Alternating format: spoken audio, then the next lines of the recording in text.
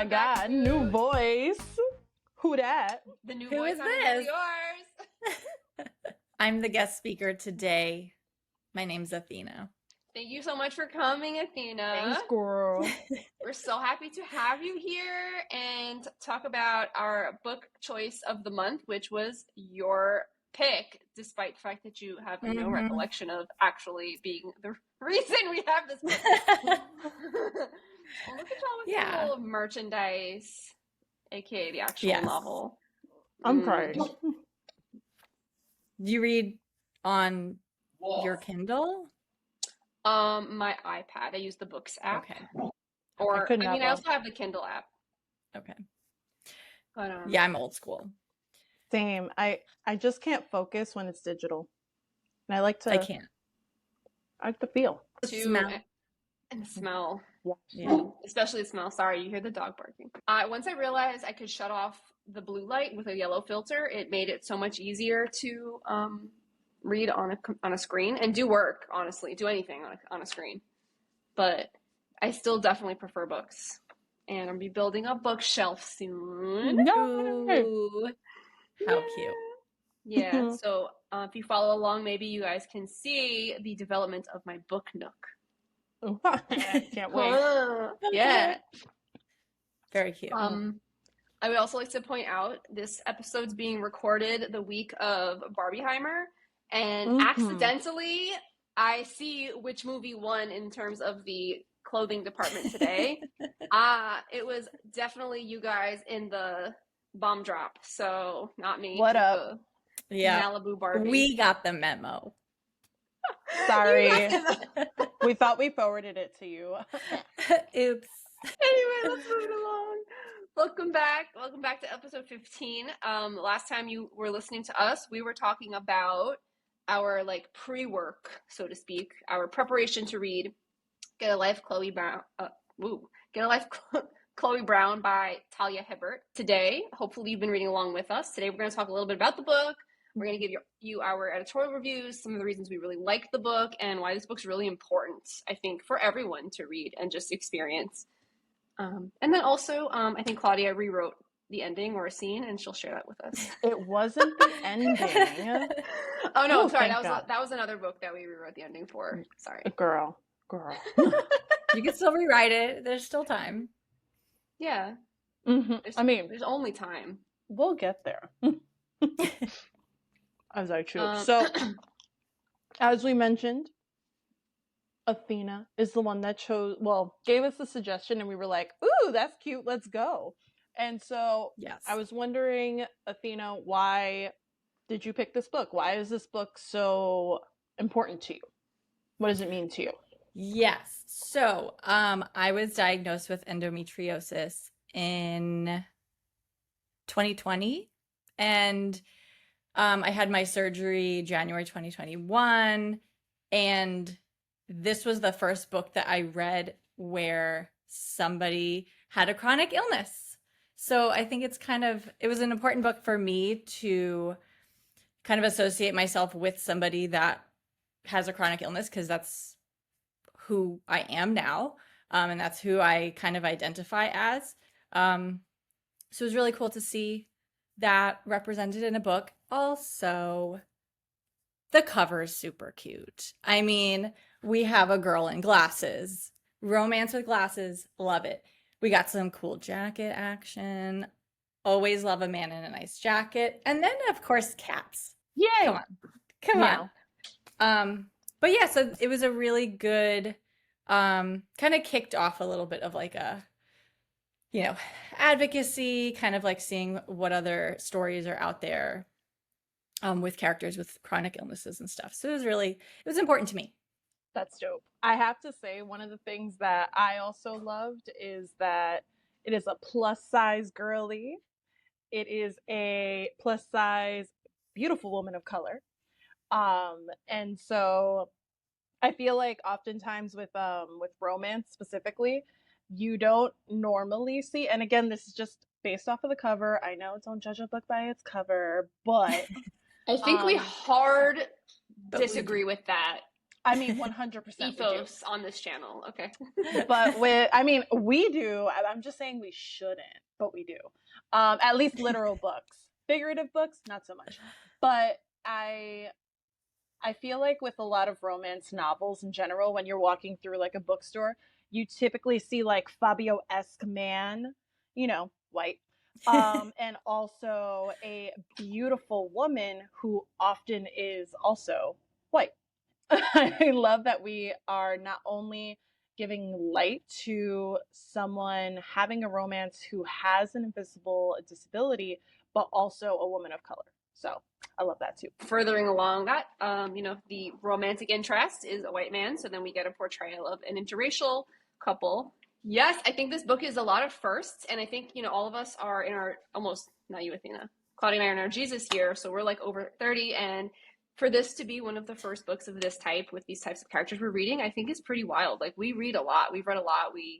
Through pleasure, through school, through the internet, being read to as kids, and the representation just hasn't been there through our whole lives. We are happy to present this book to you. We recommend it, and hopefully you will be able to see yourself in some of these characters. So shall we sway the people to read this book? I can begin the plot synopsis. Yes. Sorry, I'm chewing a really crunchy piece of bread. That sounds great. There's never anything wrong with toast or just crunchy bread. We're going to go over like the premise to the story, and then as we discuss, as usual, spoiler alert, you're going to hear how the story ends and kind of what goes on between the characters. So stop here if you haven't finished and you don't want to know what happens yet. But again, this is not a thriller, right? We're not going to spoil any like mysterious storylines here. It's a romance novel. We'll talk about what the tropes were. Athena already in our notes talked a lot about the tropes and how important some of these tropes are in this scenario. So anyway, she's Chloe Brown, the queen. Chloe Brown is our title character. The story opens with this very harrowing scene. She witnesses this traumatic accident that serves as the catalyst for her to quote unquote get a life. There we go. Come here. You can't tell the story with me, buddy. He's like, you're not speaking to me. No. So she plays this event over and over in her mind for a long time. This is a traumatic experience for her. Hi. Sorry, you guys. This is not funny at all. I'm sorry. She witnesses this event, and the driver in this auto accident survives, she thinks. She watches the body get carted off into an ambulance, and she's kind of living with this and replaying it over and over, disassociated in her mind, and she realizes that life is quite short. Anything can happen at any given moment. So for Chloe, her adult life has been guided by this like ebb and flow of her chronic and invisible illness. I think she says somewhere along the story that it's been like 10 years of living with this. She had gotten very ill, and that was kind of like the precursor trigger. So the illness that she has, then she describes living with, is fibromyalgia, which we discussed a lot last episode. So to Chloe, getting a life means to reassert control over this situation and not allow her experiences with fibro to dictate her actions, her relationships, and how she moves through life, which is hard when you are in chronic pain. And that's not to dismiss the fact that someone could be in chronic pain, but the fact that you could lose your life at any time motivates Chloe to want to try to do more things day to day. So again, it's really this reassertion of control. So she makes this cute little list of these like very topical, superficial action items. Like, I want to ride a motorcycle, I want to travel, and do something bad. So she ends up doing something bad. And ultimately, the way she sees doing something bad is she's like creeping on her hot new superintendent. But ultimately, there's more bad, like dirty bad stuff that goes on. So the superintendent is red. He's tattooed and a baddie on the outside in that leather jacket, but he's really like a soft, cushy Jigglypuff, just artistic and sweet on the inside. Meanwhile, biding his time in the superintendent job after this life change that also was traumatic for him and caused him to leave behind art, his true passion. So I will leave it here. Will they ever get together? Will the tension ever flatline? I don't know. Listen on. Let's hear what happens in this story. Hey. I really love Jigglypuff on the inside, just saying. Right. So in the last episode we talked a lot about POV, point of view of the characters, and in this story we shift specifically between Chloe and Red. We are going to touch on some of the pros and cons of that But let's start with our title character. So, Athena, what do you love about Chloe Brown, the main girl? Okay, so kind of right off the bat, I liked her because there was a tree scene. Um, so in the story, she sees a cat up in the tree and she's like, "Oh my gosh, I have to go save the cat." Okay, cool. So she goes up the tree, but she also has fibromyalgia. So she kind of goes into like the aches and pains and like oh my gosh, I'm gonna regret this as she's kind of climbing up the tree and having to deal with this cat. And while she's in the tree, Red, the sexy superintendent, comes and kind of offers to help. She's like, "No, no, I'm good." Um, at a certain point, she does get help from him, but it wasn't like, "I'm going to save the day." It was more like, "Let me just give you a hand." So he saved the day, but not really. It was still Chloe. It was still her time to shine. But what I loved about this is that it's a trope. It's a wonderful trope.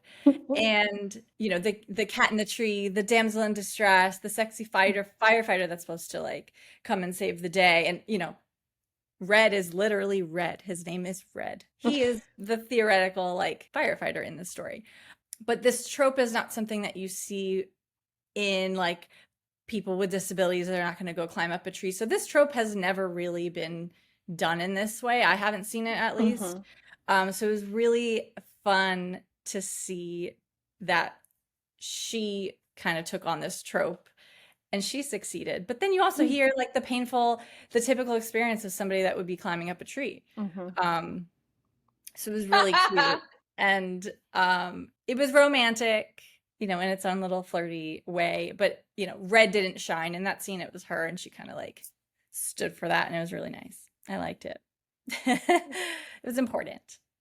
Yeah, I agree. I really like the banter between the two of them. For me, that was fantastic. And even then, like, seeing this is kind of connected to like the figurative language that Miss Talia uses in her writing. I feel that as someone who doesn't have like a chronic illness, it really helped to illustrate the pains, the aches that she has, and not only the ones that she has, but the ones that later on Red has when he has his panic attack after like their big blowout fight. And I feel that without that figurative language, I think it would have been very difficult to portray that. And I really appreciate when an author really paints that for us, Yeah, it helped build Definitely. equal like compassion and empathy for both of the characters who, again, you may or may not right away relate to or understand. And that's just how they are further characterized, but not defined by those qualities. So I actually wanted to also say that I hadn't seen that scene as a firefighting rescue scene until you said that. And I love that for Chloe.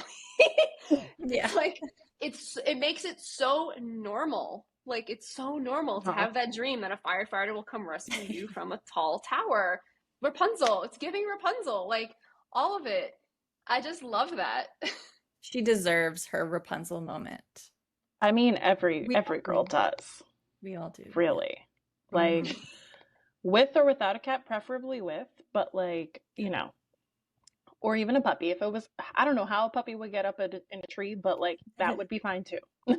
Yeah, and a puppy would more likely get stuck if they happened to get into one. The cat was just playing games. It was a cat of fate. But also like being the friendly neighborhood firefighter, being the superintendent she's like low-key spying on, all of that does also add to Athena's comment that it's like he's very boy next door, very familiar.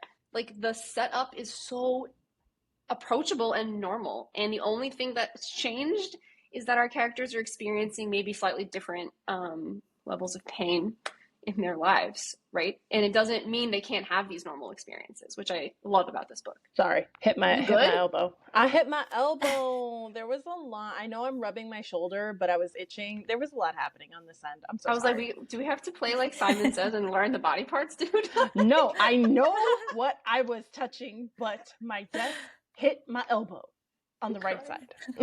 Oh my God. I promise.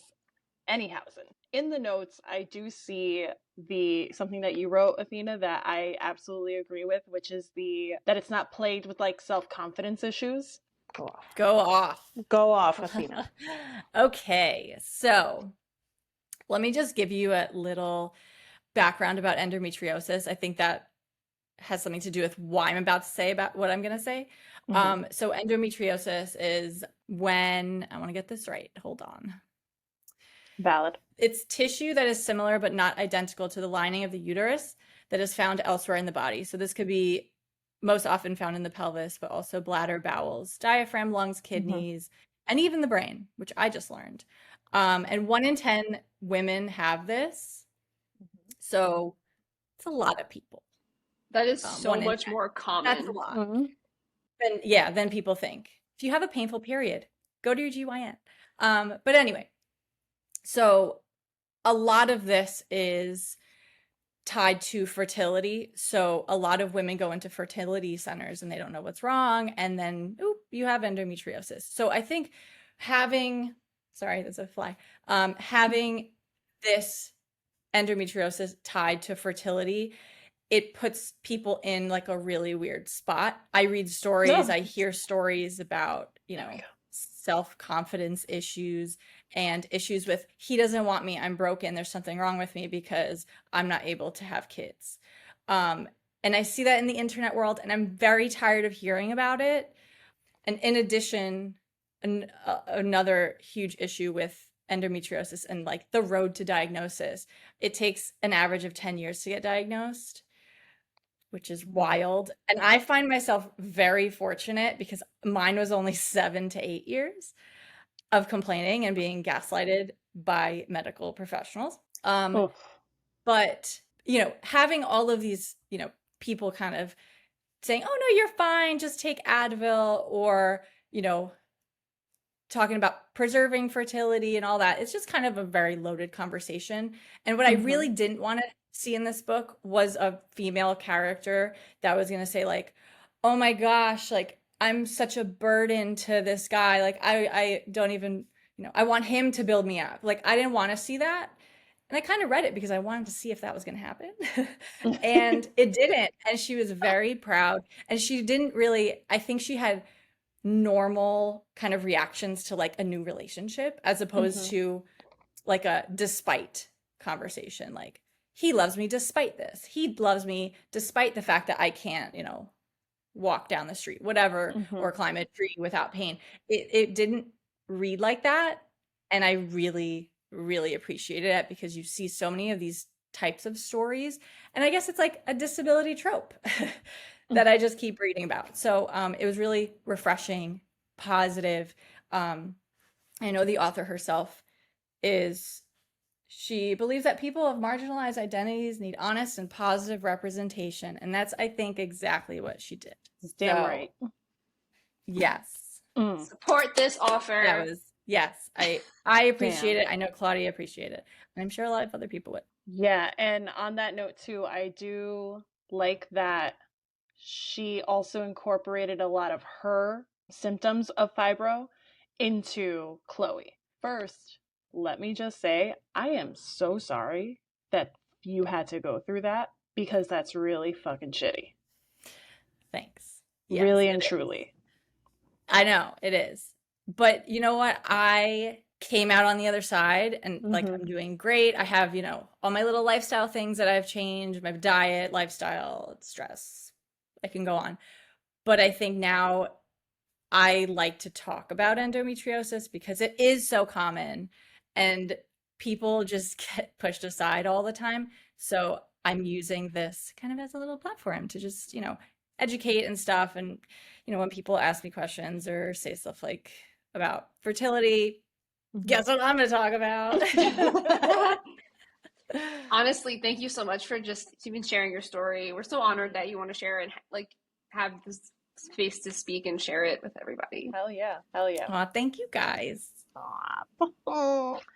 In this book, it's also covering like some issues that come with having a chronic illness. For example, with Chloe, many of her old friends, even her previous significant other that she was with for years, started to grow like less and less sympathetic or less and less understanding of her illness, of like why she can't go out, why she can't like hang out as much as she wants to.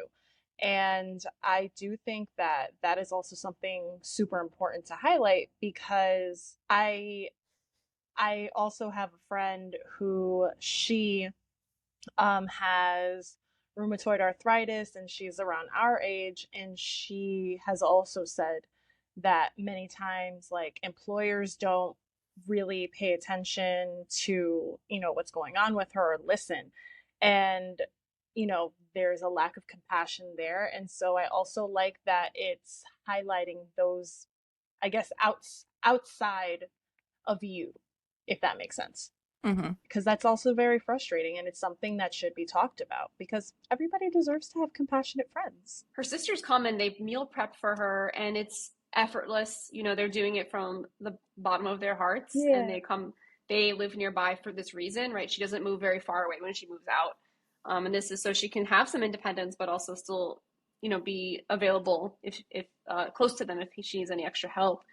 And they're very understanding if she can't go out, you know, but they want her to go out when she is up to going out. So that's like kind of the line she's walking in the beginning of the story. And then Chloe had to deal with that failed engagement because, you know, he couldn't make changes to accommodate what she needed. So these are all very real scenarios too. Definitely. But then she finds Red. And she doesn't, I feel like she doesn't bring her past into like in her experiences, which is such a learning moment for everybody. Not bringing your baggage from one relationship to another. I don't feel like she did that. I feel like it was more so a hesitance at the start versus like a no, you can fuck off type deal. You know? Because she did seem open to the relationship, or like open to like the banter and such. But I think she was just in denial about her feelings, which is why she just didn't like jump in immediately. And so, I mean, despite how much she wanted to, girl. But yeah, I agree with you. I think that it could have taken that like man hating route because honestly, she has a very valid reason, like 100%. But you're right, she does approach it in a positive way, despite it being a bit erring on the side of caution. Agreed. Whereas Red does bring baggage from his past relationship, from his unresolved panic and anxiety. But I also loved that the way we addressed that in the story was Talia Hibbert had him see a therapist. So he took actions to work on identifying his triggers and all of that. And that's how they were able to ultimately resolve the conflict that they have. Normalize therapy, normalize the fact that, you know, everyone might have different triggers and things that could interfere with what you perceive to be a normal interaction. Communication breakdowns. But so the book is called Get a Life, Chloe Brown. We all, I think, see Chloe as the main character. But Red does get like, I mean, would you say it was like 50-50? POV chapters? And like even midway through a chapter, we'd switch. I don't think it was 50-50. I think it was like mid-scene. Yeah. I would say 60-40. It was close, but it wasn't quite 50-50. So I hesitate to call him like the secondary protagonist, but we do see like a first person change, you know, because of her. So in essence, like she does become part of what his life's about, and she helps him get his life back as well. So I could see the title reflecting both of them in that way. I mean, even the idea of getting a life, it does also apply to Red. And because he was withholding on living his life and getting a life, so to speak, because of his baggage, because of his trauma too. So, I mean, even if it was just get a life, I'd be like, okay. I don't know. I think it still would have communicated it, and I think it would have been applicable to both. But I think also having Chloe Brown there. It just, and knowing that this is the first of, I think, a series of 3, correct me if I'm wrong. Yeah, her It sisters makes have their own sense. books. So like it makes sense to have her name within the title, especially since it's a series highlighting the 3 sisters as a whole.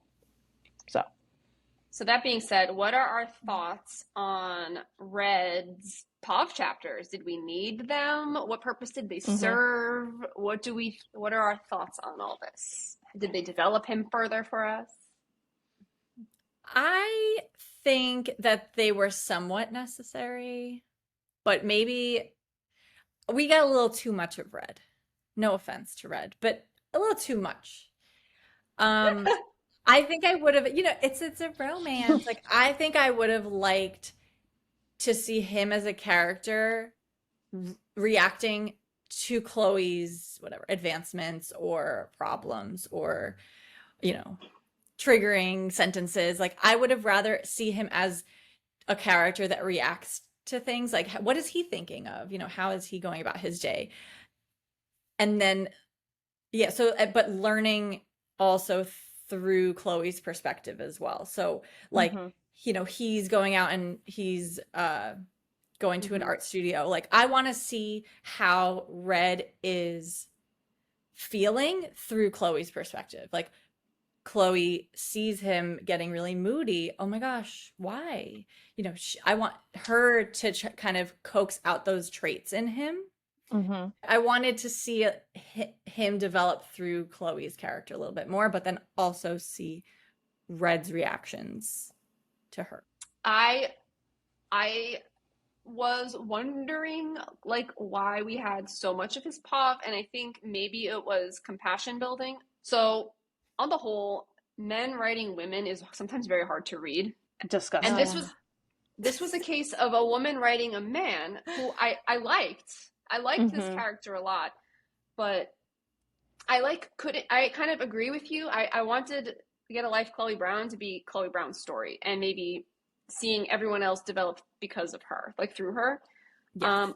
And that's why like his storyline with his difficulties and his art backstory and just kind of framing it to still cater to Chloe, but from his perspective, I felt was like, I couldn't put my finger on what was missing. And again, I don't know if it was because, Talia Hibbert was writing the perfect male for this character and it just felt that way, or if maybe if we were going to have these split POV chapters, like maybe we needed even more. So, I mean, we've talked about like having more interactions with his mom. She has a chronic illness. She has diabetes.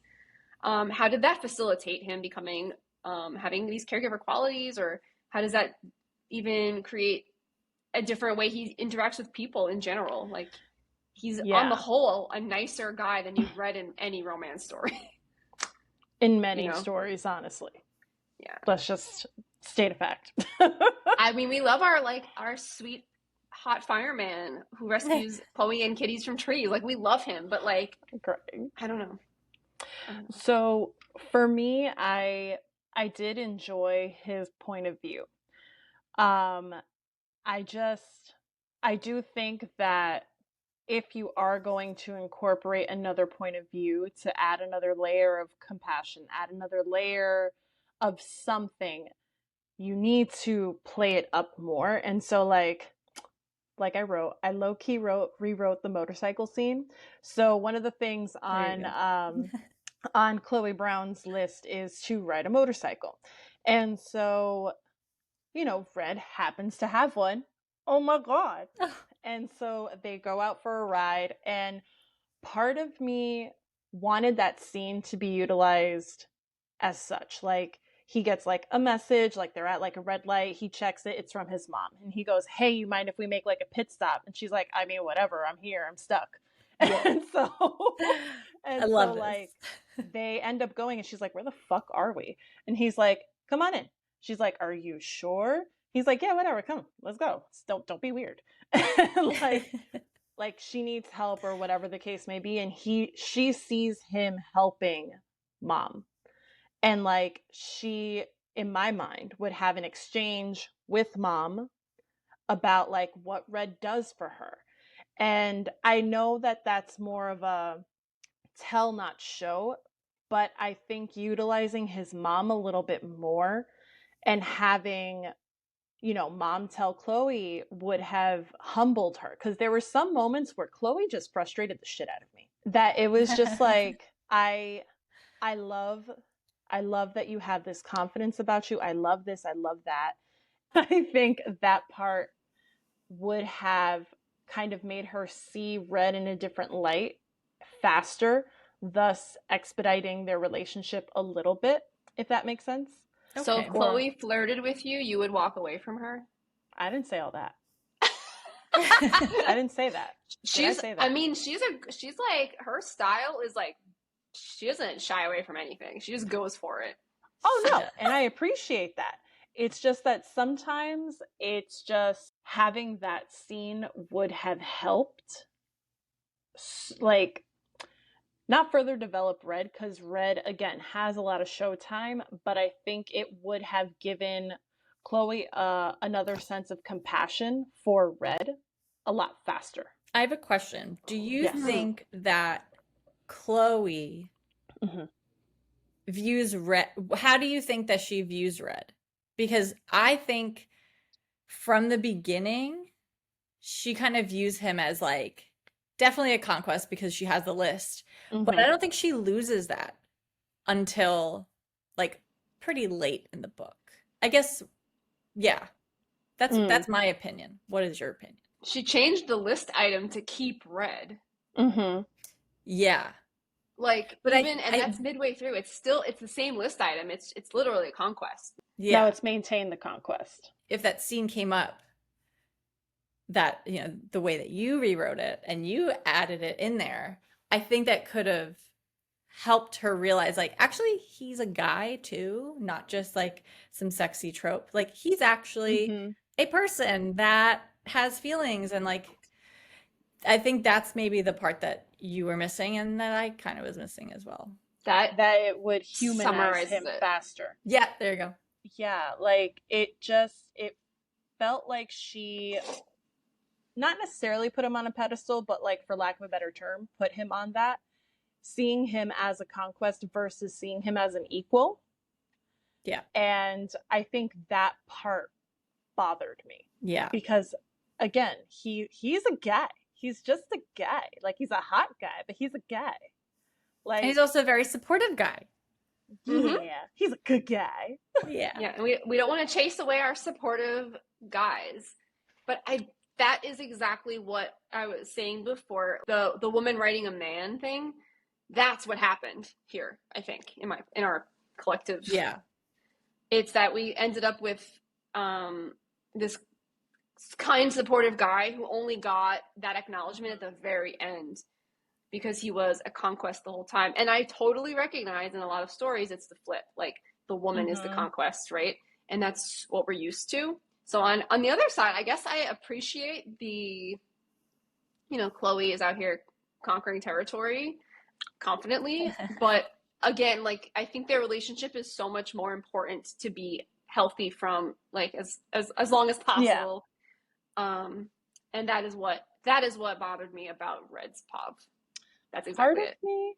Part of me wonders how strange a novel would be where you have, like, two authors, one male, one female, both identifying as hetero. The woman would be writing, like, the perfect man, and then the guy would be writing the perfect woman's point of view, or perfect man's point of view, or whatever flip-flop I just did. Because I wonder just how strange that would come off. I would so want to read that. I feel like, and then the same for the variety of couples. I think we should write it. Just take turns writing a chapter. It's kind of like a game of telephone. So you say something and then the person repeats it back. So it's like, here's a chapter. How would you write it from your Pov? Or then, like, you write what happens next and then I'll write the response to that. And then just see the differences. What a psychoanalytic trip that would be. I think that would be really funny and strange all at once. But anyway. I'm going to look into that. I wonder if that exists. I mean, I'm sure it's somewhere. I mean, okay, also unrelated, but related to Game of Thrones, at least the writing. I know that Gurm is the one that's writing it, and he is a white male. and that he has two editors, a couple, right? One female, one Yeah. male. I wonder why this female editor allows so much shit to happen to women in Game of Thrones. I mean, I get it. Rape and pillage, it's of the time. I'm just throwing it out there. Of the historical real time, yeah. I get it, but we're still in Westeros. We could change things. Anyway, sorry, sidebar. Yeah. That's a tangent I would love to hop on another time. Next Oh episode. yes, absolutely. Next time. It's happening.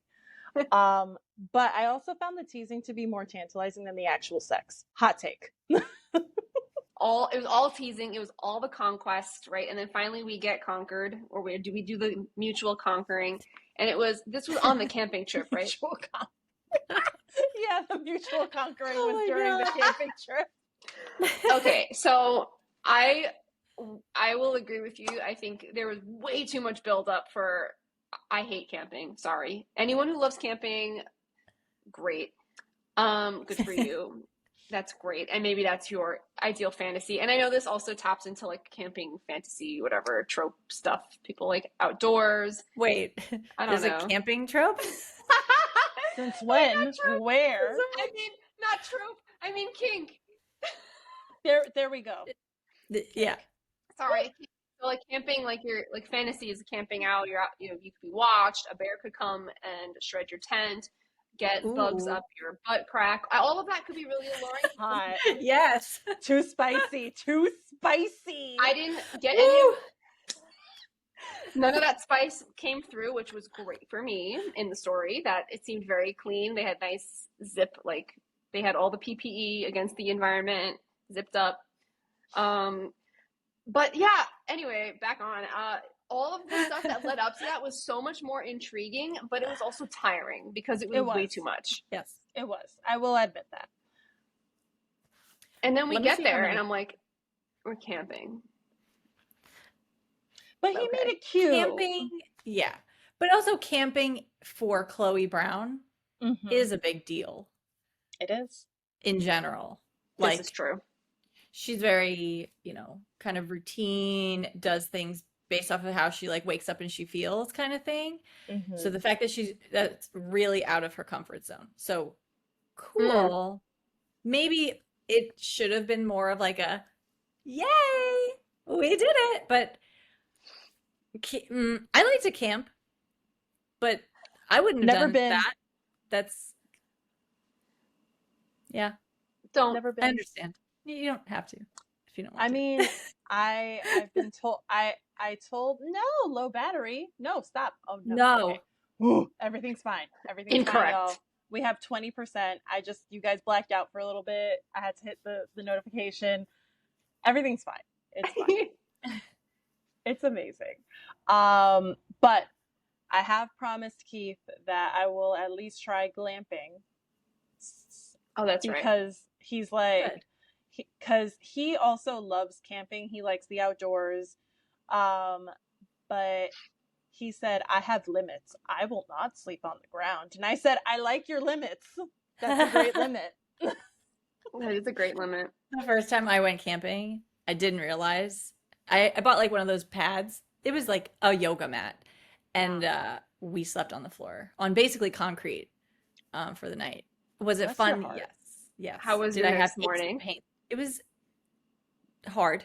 And then we had to drive like 2.5 hours back. I was like, oh, but camping's fun. It's fun, but just maybe one day at a time, not like a week long. That sounds like a lot. Anyway, back to the story. Yes. So the epilogue, I'm not including that, but this book before the epilogue is 365 pages. I don't know when they actually get together, but give me a second. You have it? Okay. Oh, I will find it. But you keep talking, I'll tell you. But it seems like a lot of like teasing for them than just to kind of have like a, okay, we did it. Like, let's just move on. I think that both of the characters had a lot of potential, like after the fact that they got together. What is the answer? That's not a lot. It was, what did I fold this down?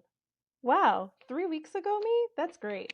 Good for Sorry. you. So they finally do the Zerdy, if you will, at around chapter 18 or 19. So that's 17, 18. Let's just say 270. So 270 to 365. So we have about 100 pages of them like post sex. Oh my gosh. And they're fighting in that time. Yeah. But I think that the previous, 170 to 270 should have been that like awkward post sex. Oh my God, what do we do? We like each other. What are we doing? Wait. That part. And then it could have just felt a little. Yes, Connie. I agree. So I lied. It's actually chapter 20. Even later. I was like, wait, are they still camping? So like it's 309. So like 7. That's yeah, like because she was 70 adjusting pages. her eyes. Yep. Yeah, so that's 70 pages post sex. Oh, what is the Teasing. reason? So teasing. It's a lot of teasing. That's just me. I think that there was a lot of potential with both of the characters being very complex, being, will they, won't they, but there was a lot of underlying factors in both of their lives. And I think that was kind of like where the book was really rich. Mm-hmm. And I get it that probably on her mind was like, I want to write a romance novel. I get that. But there was a little potential to just be like, not just a romance novel, but like something a little extra. So it was a lot. Oh, girl, we were saying this romance novel had a plot. It had a resolution, like character development. Like we read a romance novel a few months ago that was a disaster. We don't even know what happened in the story. There was none. Doesn't matter. Why. It didn't matter because it was a romance novel. But like this had a whole like start to finish. Like Chloe's on a mission, and then we have our other side quest, red side quest. So, but also, okay. An ick of mine was Red's dialogue when he was turned on. He became a whole different human, I think. Because I don't know. I don't know if it's just me, but like I don't become a very different person when like things are happening. I'm just saying. Woman writing the desirable man. Right. I don't know. But also, again, is that desirable? I just not to this female. Yeah. Not to this woman right here. I found it abrupt as well, and I think abrupt is the word. Like there were nothing leading to it, and I guess some people they say like lady into the streets, beast in the sheets, whatever people say. I don't know what people. I actually don't know what people say. I hate idioms. Freak in the sheets. Oh my god, beast. There you go. Beast. So help me. Oh my god. And I mean, if we're going in that direction, then even more so, bring it on before page 270. Like, I don't know. Oh, she did when he was her in the plaza. Right. So that was like a whole, like that was a big moment for them. That was really explicit, and we got to see kind of them push each other's limits, and then it was just more teasing, or then like more confusion until finally they go on this camping trip. So, like, why not just go all out on the statue, the monument? Like, just do the whole thing. You're already there. Like, I don't know. Too much. That's why. Too much. Teasing. 270. Well, 300. 300 pages. 300 pages. 300 pages of teasing. Wild. And it's not like you could even say like, oh yeah, just skip, these 50 pages. Like there's a lot of cool stuff interwoven in these pages. So like there's plot. Kind of have to read the whole thing. There's plot to follow. There's a plot. And I think reading the back, I felt like I kind of wasn't expecting like explicit language. Okay, the cover is very like, oh, cute, like there's gonna be a romance, yeah. And then you get some words. And I'm like, oh, That's fine. I just wasn't expecting it, I guess. Because this was found in the fiction section in my library, not the romance section. So Can't tell you where I found it because Jeff found it for me. So there's that. House of Bezos. would I have gone to the romance section and have gotten a book? That's cute. No. That worked wouldn't. out.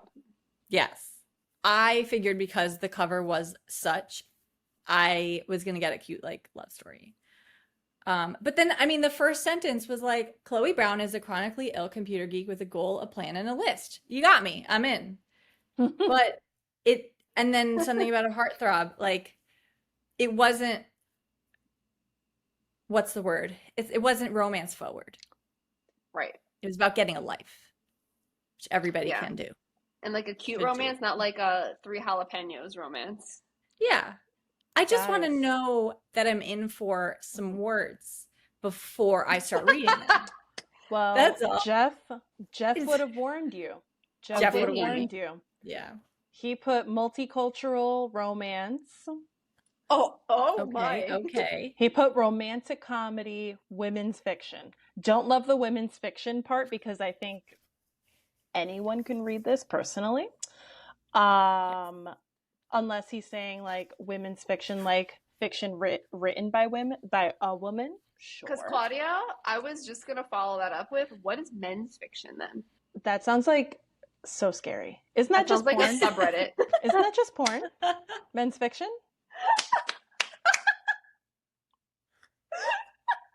I think so. Solved. Okay. You know what? That's wrong. Case Women closed. like porn too. Oh my god, whatever. I'm just saying. I mean, everyone can watch any variety of porn. So it's for panhumans. Panhuman. And they can find whatever they want. At the end of the day, I'm not going to yuck your yum. No.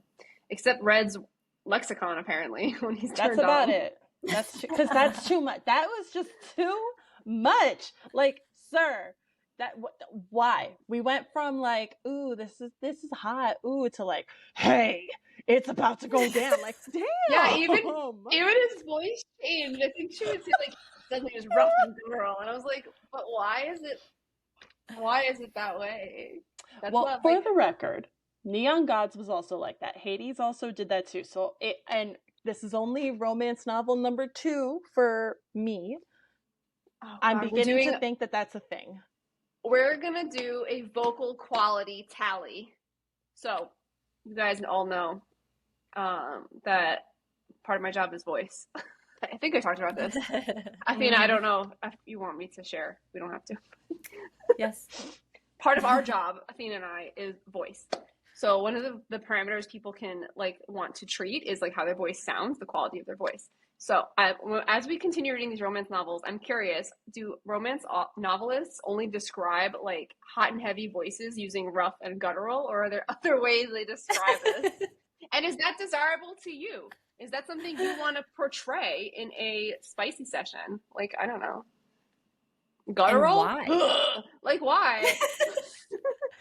And why? So what about other types anatomically, that doesn't happen. But also, it doesn't make sense unless you're like the guy behind the Scream mask and Scream. Like, Ghostface, that's his name. Like, unless you're just like, what's your favorite movie, Sydney? Like, it doesn't make sense for you to have that voice. Like, no. There's a bulge that needs your help. What? Sir? I hate it here. You're welcome. You'll rue the day that you let me get a mini mic. Sidebar. I tried to plug that in before. And because I'm wearing these, I forgot I couldn't, like, they can't coexist. So I moved past it. Anyway, that was my story for today. Okay. Wow, your TED Talk was groundbreaking. I just wanted you to know it's here. In fact, people will see if it'll be in our hearts. Very nice. Wow. Phil Collins is writing about that mic. Oh man. Oh crap. derailments, love them. Anyway, should we get into some of the tropes? I mean, Athena mentioned the damsel in distress was there. I'm just curious. Tortured Athena. artist Yes. slash firefighter slash really supportive partner. And those three Which in don't go itself is a together. life trope. They don't. They don't. And also long hair. I don't remember his hair too Yeah, much, but long red hair, of course. yeah. But all of that's like kind of just thrown into one person because he's crafted as like the perfect guy and a little like troubled, you know. People love that.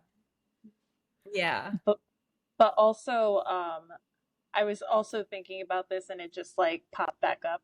The idea of like the superintendent is like somewhere or whatever coming to service your apartment, coming to service your house. Oh my God. Yes. Escándalo. Yeah, power That dynamics, but it's flipped because even though he's the super, he allows her to have Smudge the kitten, and she totally like holds all the cards. She's in charge. Yeah. There's no question. Yeah. Smudge. We've also got like socioeconomic differences. I don't know if that's a trope. So like she's a rich girl and he's a poor boy. Nobody loves me. But again, like that was just introduced. It was just like normalized as you can meet anyone and be with anyone. It wasn't like, you know, she's gonna be sugar mommy or anything. And the only time it came up and like kind of bothered me was he would like make fun of how posh she sounded compared directly to his mother's like Cockney, right? Which in England is usually like associated with like lower SES stereotypes. I mean, that's a choice. I don't know enough about it to like go into it, but I think is also related to romance too. Yeah. Where you have those differences because if you think about like the rich girl and like the stable boy, like again, it's still a thing. Not the stable boy. See, I never read it. Or like boy, Jack I and know Rose, the stereotypes. Maybe? I love that book. So we've got that trope there, the princess and the pauper. Stray Cats. I did see the Barbie movie. The Princess and the Pauper Barbie movie. You just gave me like cardio failure. I was like, no, you didn't. We're seeing that this weekend. No. What are you seeing first? Barbie. Oh yes, Barbie. And then we're seeing Barbie on Saturday. A different day for Oppenheimer. Yeah. Okay. I think we're doing a Barbie matinee to like get kicked to start our day, and then either that night or the next night we're gonna do Oppenheimer. See, I love Oppenheimer's like a nice dark night broody situation. Broody, yeah. So we can go home and like, you know. Honestly, I'm surprised that Oppenheimer is coming out in the summer. It to me gives more of a fall winter vibe. It does, but like, as a whole, it's Christopher Nolan. That's he goes true. big or goes home. This is the man that brought us Inception. True. He's big time. Ugh, love him. Yeah. Hopefully he's not a trash human, and I regret saying that I love him. Anyway, I'm just hopefully. You never know. Things come out later. Yeah, that's just as they do. So yes. Overall, I think the major theme in this book is related to visibility and making sure we all occupy space in all types of stories. And that allows more readers to see themselves in stories, you know, and just like all of us have worked in schools or at some point, and we've all had that library where there's all blonde kids with nuclear families in the story, and your students do not look like those characters, and it's just so frustrating that they don't get to see themselves in media. So like a book like this is converging all these intersections, right, of an identity and plugging it in to be visible in this highly otherwise very normal love story. And Yeah, yeah, absolutely. I mean, again, newbie to romance. I find it so frustrating that it took this long to basically have inclusion in romance, in the romance genre. And granted, fiction literature as a whole has been predominantly ruled by white men and or white women who have developed pen names to appear to be as white men. Mhm. And it's so frustrating that it has taken this long to have that kind of visibility, because everyone deserves to have love. Everyone deserves to take up space, like you said. And most importantly, like, realistically, everyone, for the most part, at some point in their life, have experienced some kind of love. So why not make this? Why not have more romance novels revolving around protagonists that have disabilities? Like, it just seems so simple. It does. Just put in, some characters. It you could say it, and then we also pick up tons of other books where it's like just not a thing. So, we can sit here and talk about it all the time. Like it really should be that simple, and it is that simple. But somehow these are not things that are like floating around, Yeah, I feel like visibility is what's important, and promoting creators, authors, actors, singers who are just across all the spectrums, because that's realistically how you walk through life. You meet people who are not like you constantly, unless you live on a farm or middle America, which still a farm. Overall, I really liked this book. I think everyone should read it. I do think that it is an important conversation to have. It's an important read to put into your library, into your repertoire, if you will. I apologize to the French for my pronunciation, but I do my best. I say do it. Just like they did. Crying. I say read it too. It was my first chronic illness book. Maybe it's yours too, and I think it was a really good start for me, and maybe it's a good start for you too. Yes, on our very basic scale of 1 to 3, which is take it or leave it, absolutely take it. If you need it, DM us. We can get it to you. If you have a library, go to your library and borrow it. If you want to buy it and support the author, Amazon, whatever. If you don't support Jeff, wherever you buy your books, I'm sure it's there. That's fine. I love that for you. Me too. I tried that. I failed. Failed miserably. And, I would be very open to reading, I think, the trilogy about the sisters, because the sisters were pretty interesting themselves. Honestly, I might, because I would be lying to all of you if I didn't say that this is the fastest I've read a book. I was literally like, usually Christina's the first one to finish the books, and I'm like the first starter, but I'm the last. I'm the slow finisher. And I was up till like 1 or 2 in the morning, because I guess like coming back to the frustration of the teasing, I was like, "Is it now?" That was the purpose it served. To keep me up at night. Also, join us for our next book, which is The Bell Jar by Sylvia Plath, because I have never read it in my life. Me either. Oh my God, Athena, you want to come back? Oh, wait, we have Jordan. Wait, we have Jordan. I mean, we could do a forward. We're just going to look at this and be like, is she worthy of the next slot? Because if I'm not worthy, then I'm not worthy. Oh, you're worthy. Fine. Athena, you're worthy. Shut up. So what are you guys wearing to the bell jar? Girl.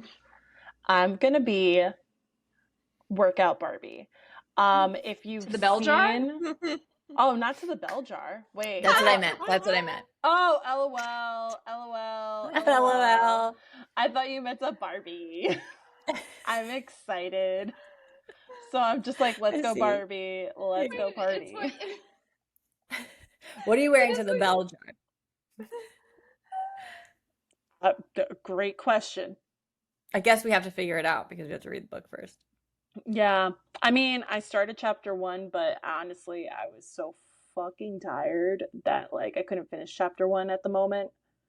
But I started. That's what matters. I feel like this has been a book we both have had on the back burner for maybe a long time. And Athena is nodding. I am excited. And also, there will be some, content warnings in the first and second episodes for next month. There's a lot going on, and there's a history associated with the author as well. But we will touch on that when we get there. So if you're interested, let us know. We can also get a copy of the Bell Jar to you. Easy peasy. Read along. That is that on Chloe. Thank you, Athena, for blessing us with this recommendation and your presence, ma'am. Oh my goodness. Stop it. Thank you. We appreciate you, and again, just your openness and your authenticity so much. And yes, blessed is truly the word. Be blessed. You guys are too much. Thanks for having me. As always, the pod notes are available via Google Doc on our link tree.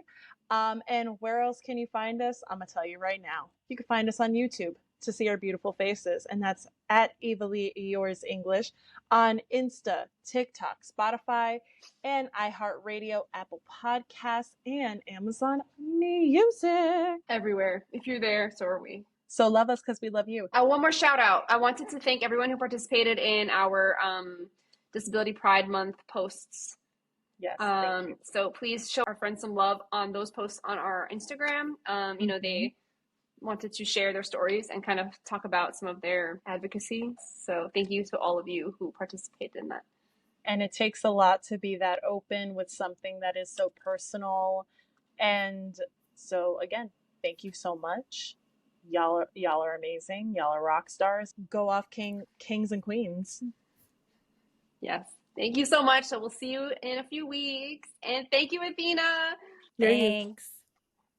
Bye. Bye.